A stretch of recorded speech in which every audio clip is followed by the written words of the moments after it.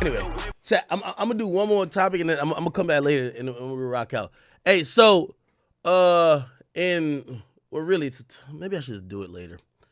I was gonna do the topic where the nigga dissed G Herbo and he dead. 2 weeks later, and nigga dissed G Herbo, say nigga you can't come back to this block, dead instantly. True Chirac shit. Feel me? And then there's another nigga who dissed Kodak, and he got his ass beat in 24 hours. That shit was like shit. That shit was like Amazon Prime. How quickly the ass whooping came to him. So I don't know.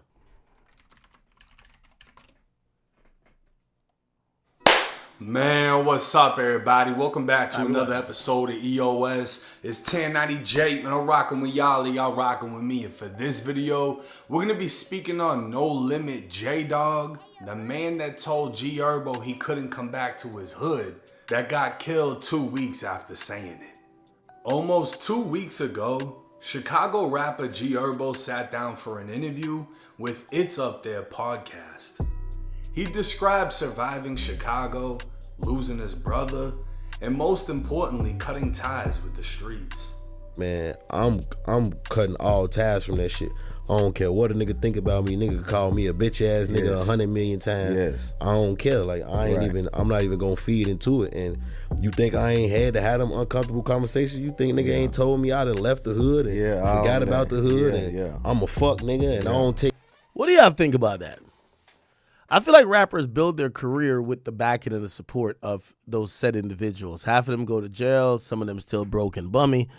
However, at a certain point, rappers usually choose to elevate. There's no rapper who's gone their whole career by still hanging out with the hood niggas. It usually gets to a point, and usually sometimes it comes from federal investigations, come from police involvement, where it's like, yo, if you want to still be able to make money, stay here for your family, you got to stop associating with these guys. I think Young Thug has stopped. Let me tell you this. Can't you tell Young Thug ain't rolling around with nobody gangster right now? Like, Young Thug look mad square. Like, and I say that respectfully. Like, he don't look like he in hood nigga mode.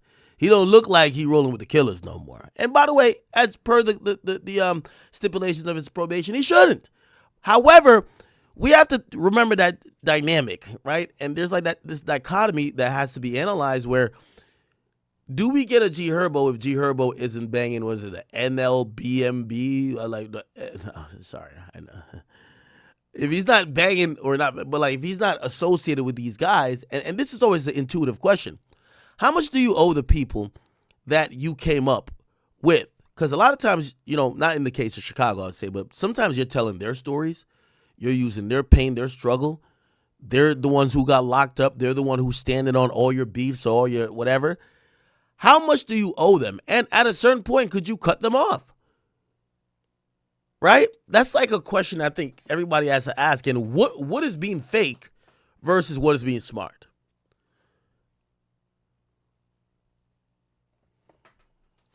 Take care of niggas and I ain't the one bonding niggas out no more and paying for funerals. It's like, how many times I'm supposed to do for that shit? Do that shit. Like, what y'all want nigga to catch a Rico? Every time you niggas go to jail for a gun charge, a violent charge, coming. I'm the one coming. That was kind of alarming to me. I think he's speaking the uncomfortable truth. I believe that if he had said this, not saying he into nothing, but if originally you'd be like, yo, listen, yeah, we out here, we thugging and we doing whatever, but just know, like if you die, you go to jail. Yeah, I'm gonna hold your mom down for the first couple of years, but yo, how long you want me to hold your moms down after you go to jail for life? Like how long? Like how long you want me to do this? I don't think the street shit would look that attractive. So I like messages like this. Yes, the boss guy who you're down to take penitentiary chances over, you're down to kill a nigga for him or risk your life, he gets tired of taking care of y'all niggas. He gets tired of being associated with y'all niggas. And at a point, he might want to remove himself from the whole situation. This is we're seeing the 360 of street life. I'm going to be honest with you. Again, I'm not a street dude, but I would imagine that if you're in that life, that you're accepting that it comes with, yo, my niggas, yo, somebody killed my uncle, so my niggas slid and killed them. Bro, this is a lifelong thing y'all got going on. This ain't no, oh, I'm tired of doing this shit. Nah, yo, listen, I'm tired of paying for lawyers. No. Maybe sometimes you don't got it, but this is a lifestyle that don't just stop and gets better. It gets better for you, but unless you pull up all those individuals that's in that structure out of that environment, they're always going to require the same things. So somebody says, never leave my brother. That's what NLMB mean? Well, sometimes you got to leave. Fuck. No, you can't say fuck them, but. Like Never. I'm the concierge or some Never. shit. All the young niggas listening, please don't let nobody tell you who you are as a man, bro. You feel what I'm saying? And don't let nobody trick you into thinking that you gotta be in the streets and you gotta have street cred or you gotta look out for everybody. It's okay to wanna, you know what I'm saying, help your niggas and put your niggas on, but your niggas should wanna help you too, though. No, after everything he's been through, Now, I know some of the stuff I'm saying might be also a stretch, but it's like, again, I don't have a problem with what he said. I actually like it. But I'm telling everybody, I hope y'all take what he's saying to realize that this street and this idea of commitment and loyalty for life does not exist. That's why even then, I know y'all gonna be like, I bring everything back to 6ix9ine or I want to give him a second lifeline. But think about it. If you could have the mindset that said you get tired of dealing with the issues that being a street dude brings, why can't you say, yeah, I got tired of dealing with the issues that a street dude brings and I became a civilian and just told? You know, like I was shocked when I kind of heard him say this. Not that, and again, he said the uncomfortable truth out loud. So I'm not shocked saying he's wrong because I think he's right. I'm just that usually we hear delusional street dudes say, nah, it's for life. When now he's saying that, yo, at a certain point, I'm over this shit. think he'd be met with applause. G Herbo grew up in one of America's deadliest cities and belonged to one of Chicago's deadliest gangs, NLMB. NLMB would have a Yo, how does Cairo feel about this? Ain't that the nigga that was supposed to go to Egypt?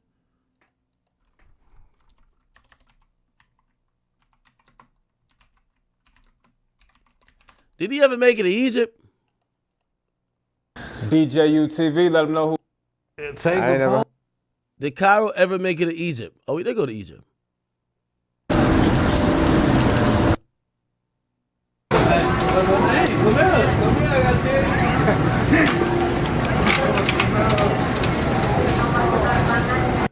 Oh, nigga did go to. Oh shit, nigga went to the pyramids. That's a little backwards how it look. You make that's why you turned him a little act on the play. Like me, I just look at the funny part of it. You get what I mean? I'm glad he's alive. Clearly, I think he used to rock out. But he did some interview, I believe, with is it 16 Shot Him or whatever. Yo, hilarious. Like me, I just look at but I'm gonna just because the way he was making it seem. Listen, I'm not. Everybody's doing their thing, but it's like, why you take that nigga to Egypt, man? What? He said my little cousin in the county fight quadruple bodies. When he come home, we go. When he beat this shit, we going to Egypt. Bro ain't went to Egypt yet. That's what he said in his rap though. He said my little. Hey, Cairo, fuck. Where we finna go, fuck?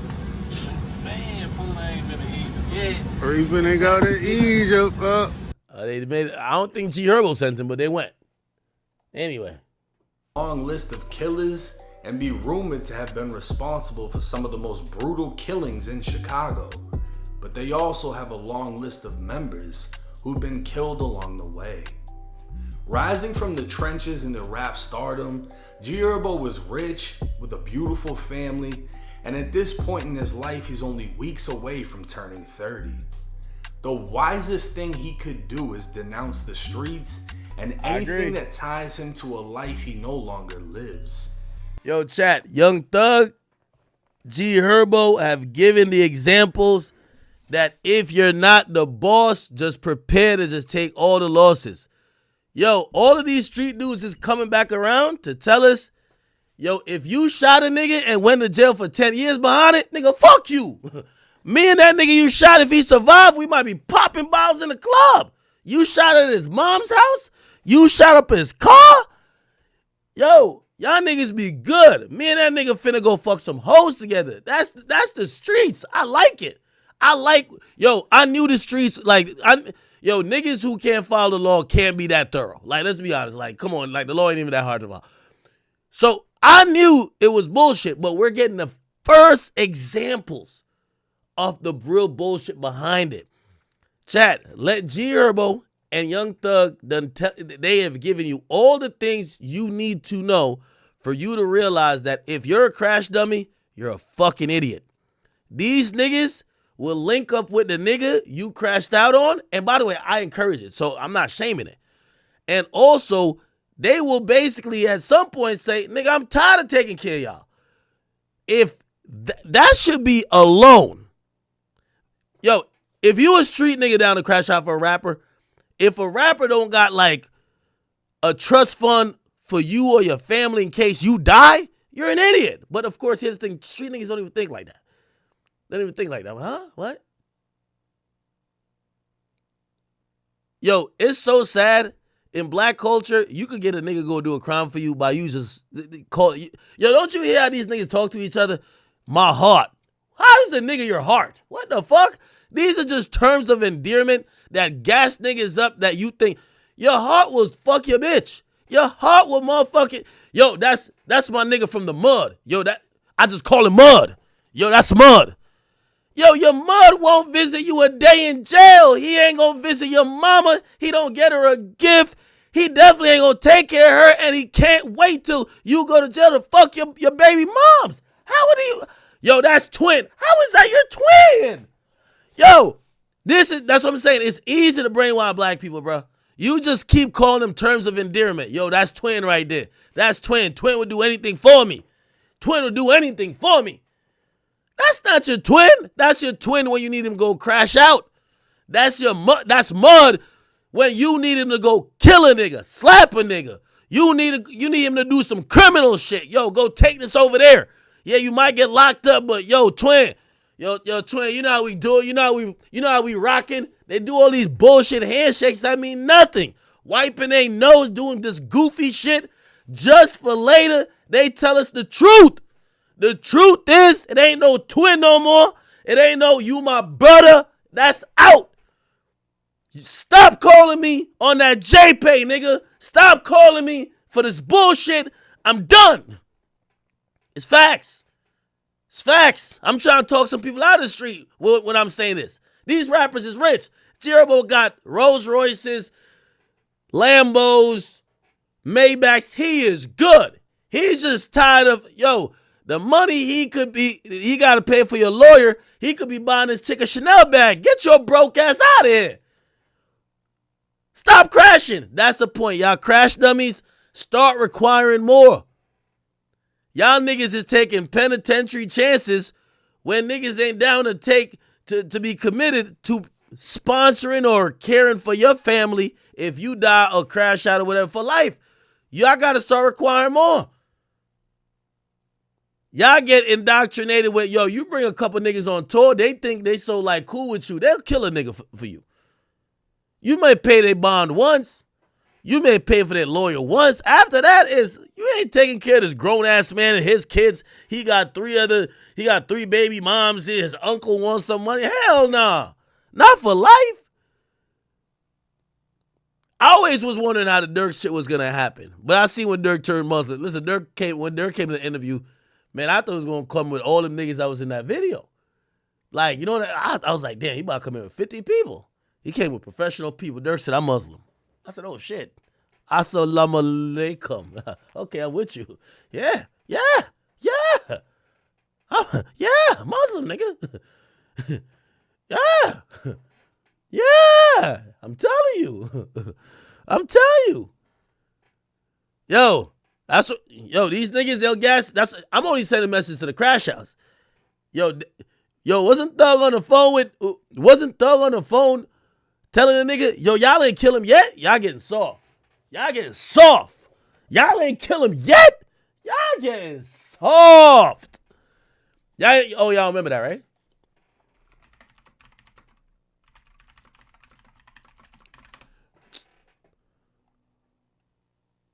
Look. Young Thug was on multiple wiretaps encouraging YSL members to do crimes. Y'all ain't beat him up or shot him yet? Oh, y'all boys getting soft, man. Y'all boys pussy. Y'all getting soft. This is what the streets do. Yo, twin of them, what up? Twin. Oh, y'all ain't kill him yet? Y'all ain't kill that nigga Lucci yet? What?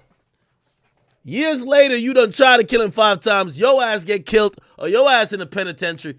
Him and Lucci say, yo, pass me the pineapple juice. We just got the 42. Yo, you in jail befuddled. What? No way. Bro, I ain't making this up. Nigga, this is 2022. Nigga, I got a memory of like an elephant, nigga. I ain't making this up. He was on wiretap encouraging the nigga to do the crime. Y'all ain't beat him up or shot him yet? Oh, hell nah. Y'all boys getting soft. Y'all getting soft. Later on, the niggas we was encouraging you to do the crime with, we kicking it with. Hey, listen. Please, if y'all think y'all are contract killers, hired goons, crash dummies, stop crashing out. I'm telling you, either that or it need to go back the other way. Y'all should be extorting these rappers. Think about it. They're using y'all as expendable commodities. Yo, yeah, go slide, go do this, go do that. Y'all get jammed up. Man, I'm tired of paying these niggas bail, man. Fuck that. I'm tired of paying it. I'm tired of this shit. Yeah. Yo, the street dudes should be, it gonna get back to a time the street dudes gonna start extorting the rappers again. Trust me. Y'all gotta think about this. But not everyone thinks the same. NLMB member J Dog would take to Instagram bashing G Herbo. He'd say Herbo talks on the internet like he been with the shit when the guys told him don't do shit since 2014. Basically trying to make the point that G Herbo was nothing more than a rapper. J Dog would continue with calling out Herbo for not sending any of the guys money in prison, and since he isn't No Limit anymore, he'd warn him not to come back on 78th and Essex or he will have problems, and he gives no fucks who's riding with who. G Herbo would respond back saying, all I know is in my entire life of being outside, ain't nobody never did shit to me, ever. Not a slap, not a punch, not a rob, not a choke, not a shit. I got shot, yeah, that was in my foot though, and I was back outside immediately after. I got jumped on 7. Yo, street niggas love saying like, yo, I almost lost my life, but I was back at it. It was like somebody say, yeah, I tore my ACL, but I played the next game. Wait, what? 29th and Jeffrey on the bus stop when I was like 16 and had 0 scratches on me. Not a black eye, busted lip, not shit. And on all 3 of my kids, it was at least 6 of them. I never played. But who cares about ancient history? People try to rewrite it every day. G Herbo would continue with the screenshot of him slam dunking J Dog into the fucking floor back in the day saying, all that playing like you crazy little boy, you ain't crazy, never been crazy. Telling me I can't come on my block I was just on after you walked up and shook my hand is insane. Now G Herbo is pointing out the contradiction in what J Dog was saying. J Dog went live on August 21st, even tagging G Herbo as he stood by on the block while Herbo shot the video for his song Reason. Herbo was literally just on the same block J Dog was claiming he now couldn't go, but not everyone agreed with J Dog. Big Op 079 would take the Instagram setting shit straight, saying, blood can go wherever the fuck he wanna go. Let a motherfucker play and go against this, y'all ass will be talking to God about it. 78th and Essex, oh shit. All right, so if the guy who died said, yo, G Herbo can't come back to the block, and this nigga who said, if anybody really trying to stand on that G Herbo can't come over here, y'all gonna be talking to God about it, guess who's suspect number 1? This guy. Big Op. I don't even know who he is. I guess this is him right here. Y'all ain't even did shit behind the block to even think y'all can say anything. And I be on that bitch all the time, so when blood pull up with me, y'all ain't gonna do shit but dick ride. Get y'all ass hurt if y'all want. For those that don't know, Big Op's name holds so much weight in No Limit, he changed his name for the sake of his... What the fuck? This is the thing about Chicago, man. I be on like Chiricology. They said the nigga got 7 bodies?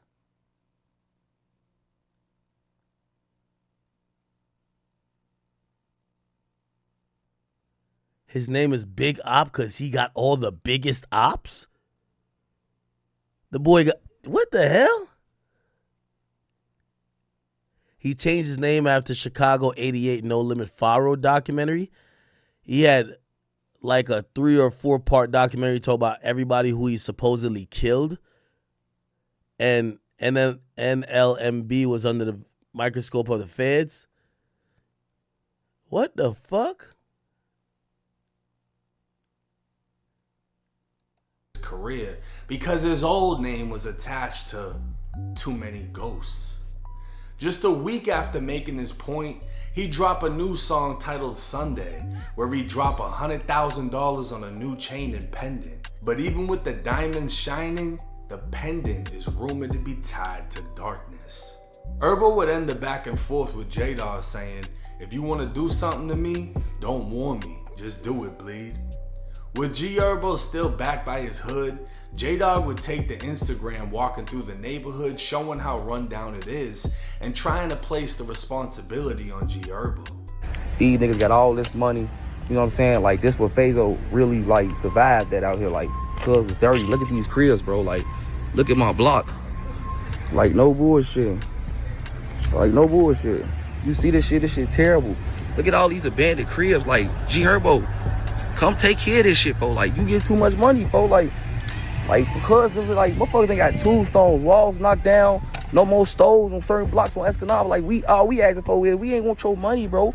Open up something, bro. Give us something, like, you know. This is a rock dad, you know. Like, look at this, bro. Rock dad right here. You see this shit? Like, damn, G Herbo, you won't come. This is your man's dad at. Like, no bullshit. Rock dad in front of the store. We can't even go in this bitch, buy liquor, do nothing. Like, this is Say Life of Exes, bro. Like, we can't do shit on our block, bro. Like, I'm just taking y'all around the hood of what's going on and why I'm so, like, threw off when he say he doing all this, when he can just open stores and don't gotta give us shit, and we just come to the store ourselves and spend our money with you and you get them back in. Like, make it make sense. Turn, though. Keep going. 7824. If y'all know what this is, 7824 X's. This where this shit, like, kind of like real started. We NLMB, like, this the building. This shit still look fucked up on X's. It's terrible out here. Bad the crib. Like, this shit fucked up. This what he shot. I'll be in them gangways at. See, J Dog hadn't been around in a long time, and there's a reason why. Back in 2016, 42-year-old Christopher Hibbler, aka Maniac Chris, was shot repeatedly in the chest and pronounced dead at the scene. He was the father of No Limit J Dog and had been killed in the deadliest month in Chicago in nearly 20 years after almost 80 were killed that month, with 22 people murdered in 1 week. The next month, 17-year-old Jalen Hibbler, aka J Dog, was out for revenge. 18-year-old Alexander Townsend was walking down 75th with a 16-year-old. They were only a block away from where J Dog's father was killed in the heart of Black Mob territory. J Dog was inside of a Dodge that would drive by the teens, reverse, and block their path. That's when J Dog extended his arm from the vehicle and opened fire. Alexander was shot in the hand and stomach, collapsing near a gate, while the 16-year-old survived unharmed. Come to find out, the only reason the teens were outside is because they were allegedly sent home by their school for not fitting the dress code. The 16-year-old would be arrested on an unrelated charge the following month. Sent to the Cook County Juvenile Detention Facility, he'd see none other than J Dog twice. The first time, J Dog would cover his mouth with one hand while putting 2 fingers against his temple to resemble a gun. The second time, he just stared. The 16-year-old would cooperate with police in identifying J Dog as the shooter, and he'd be arrested and charged as an adult. The following year, while inside a Cook County jail, J Dog would be one of 8 charged with using a microwave to set fire to their uniforms. 5 out of the 8 men were in jail for murder, and 2 officers would be injured from the fire. It's unknown how much time J Dog was sentenced to, but it's believed to be around 10 years, and he'd served 9 until his release this year. So him coming out saying G Herbo wasn't sending money to the prisons seems more about how he wasn't getting any money sent to him while he was in prison. And looking at his old neighborhood, it's been 9 long years. Stores get taken down, houses go abandoned, and no rapper is going to clean up their entire hood. J Dog hadn't been out long enough to know what he was speaking on, and he quickly found that out. 2 weeks after the back and forth with G Herbo, Spot News would report 2 shot on 78th and Essex, the same block he told Herbo not to come. A 19-year-old was hit in the chest, while 27-year-old J Dog was hit 6 times in the back. Both men were listed in critical, a chest seal was applied to the 19-year-old, and 2 guns were recovered from both victims. 19 shell casings would be left at the scene, along with a rifle and live rounds. A short time later, it would be confirmed J Dog was dead. And this is the exact reason G Herbo was smart enough to distance himself from the hood. Going back to shoot a video and showing love to the women and kids in the video, it would turn to greed and envy as J Dog was mad he was still stuck in the hood while Herbo was prospering. Warning him not to come back, he didn't even realize he painted a target on his own back, as the family of the teen he killed hadn't forgot about him, and now he was causing a divide in his own hood. It's clear G Herbo is not only leveled up and out of the trenches, everyone around him is leveling up, including Big Op, who was quick to take to G Herbo's defense. Chief Keef can even be seen in Big Op's video, and to be honest, he's the best example to follow when it comes to leaving Chicago and leaving those streets behind. Now I swear, Chicago was like home to say the wrong shit and get killed immediately after. You know, like, I remember as far back as what? JoJo pulled up on Lil Reese. Lil Reese is like, I'ma kill you, and then JoJo got killed. There's just been so many different cases out of Chicago where people say the wrong shit and die damn near immediately after. That's the importance in what G Herbo is doing. Having the balls to go on a podcast and say, I'm stepping away from all of that shit. I'm not doing lawyer money. I'm gonna be honest though. Anytime you hear when niggas say what G Herbo said though, they know there's a big investigation brewing. This is a perfect time to tell niggas I ain't down with this shit. I'm not claiming no gang, and I'm over here paying my taxes. Leave me alone. Again, the timing is a little bit, again, it could be monetary too, because I guess enough could be enough. Like, you're like, damn, man, like these niggas, every 3 months they come into me like, oh, could you pay this? Could you pay this? Maybe. But usually with the signals, it's like when 6ix9ine went on the podcast and said, I ain't with none of them niggas no more. He knew. He told me. He's like, yo, I knew them niggas was on my block. The feds was outside my house every day. I knew. The feds had picked him up, right? The feds picked up 6ix9ine the day before the Breakfast Club interview. They let him go. They had to tell him that, yo, Shotty and them might be trying to kill you. And do you want us to protect you? He said, I'm good. But he now started probably being a little paranoid, like, oh, damn, well, you heard what he said in the flag interview. I've been on every drill. Like, damn, they might want to lock me up too. Let me get ahead of this. I ain't with none of them niggas. I don't know none of them. What Dirk do for a gay? Yo, I'm Muslim, man. Yeah, man, all that other shit, I'm Muslim. You see a lot of artists when they kind of peep game, they all of a sudden they're by themselves. Yeah, all that shit y'all was talking about, all that gang shit, I'm good. I ain't with that. That ain't me. We'll see though. We'll see. All right, people. I know this was an early stream. I just wanted to get the Cardi and Nicki stuff and give you a little recap of the tour so far. I'm gonna be streaming probably earlier, but I'm gonna be streaming in a few hours. So just give me a while. I know it's still early. People are waking up, but I think Drill is up. He'll cut these videos up, and then for the people who want a regular stream today, we will have a regular stream. All right. Thank you guys. I appreciate y'all. I know it's only been like 3 hours and 30 minutes. Actually, 3 hours, really. So I'll see y'all later. Take care and have a good, was it Tuesday? Today's Tuesday? Have a good Tuesday. Is it Tuesday or Wednesday?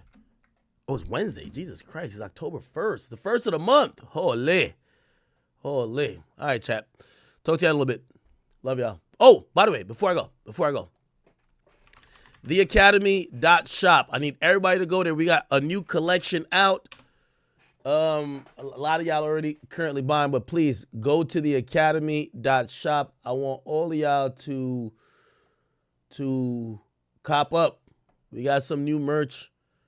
I think the Bully the Scene is finally running out. We had commissioned a bunch of those, but we still have a bunch of items still here. We got some new sweatpants, hoodies. You know, it's kind of getting cold. We got the varsity jacket. We got the jersey. Got some shorts, and even we got the trucker hat. Shout out to everybody who is a trucker that watches me. Also, I never ever promoted this. I don't even know how to find it. Chat, if you guys ever want, we've finally started to do,